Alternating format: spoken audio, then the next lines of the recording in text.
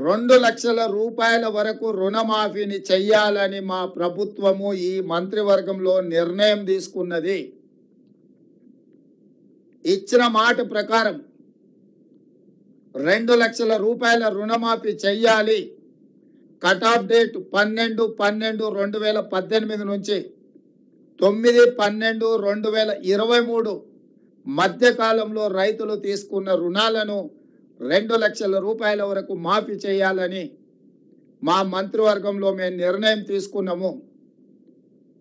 ఈ రుణాలు మాఫీ చేయడానికి దాదాపుగా 31,000 కోట్ల రూపాయలు అవసరం అవుతున్నది.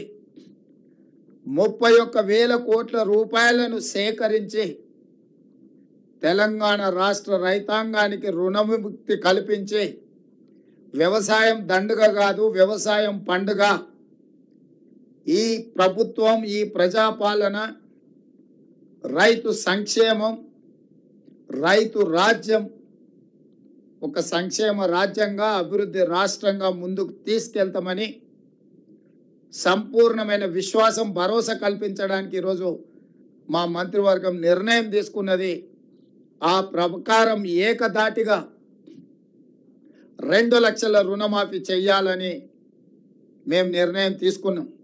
గత ప్రభుత్వం రుణమాఫీ 1,00,000 రూపాయలు చేస్తామని తెలంగాణ రాష్ట్ర రైతాంగానికి 2,00,000 రూపాయల రుణమాఫీ చేస్తా అని మాట ఇస్తే ఈ వేదిక మీద ఉన్న నా మంత్రివర్గ సహచరులు, ముఖ్యంగా ఉప ముఖ్యమంత్రి, ఆర్థిక శాఖ మంత్రి బట్టి విక్రమార్క గారు పట్టు వదలకుండా రాహుల్ గాంధీ గారి మాట నిలబెట్టడానికి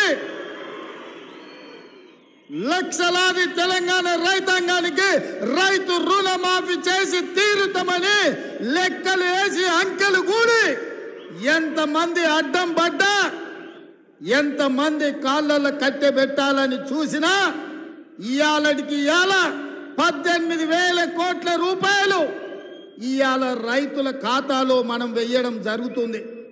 మిత్రులారా, జూలై 18న మొదలు పెడితే ఇవాళ 15 ఆగస్టు, సరిగ్గా 27 రోజుల్లో 18,000 కోట్ల రూపాయలు రైతుల ఖాతాలోకి బదిలీ చేసిన ప్రభుత్వం పార్టీ ఏదైనా ఉందంటే ఈ దేశంలో అది కాంగ్రెస్ పార్టీ, తెలంగాణ ప్రభుత్వం అని నేను చెప్పదలుచుకున్నా. నేను సూటిగా సవాలు విసురుతున్నా.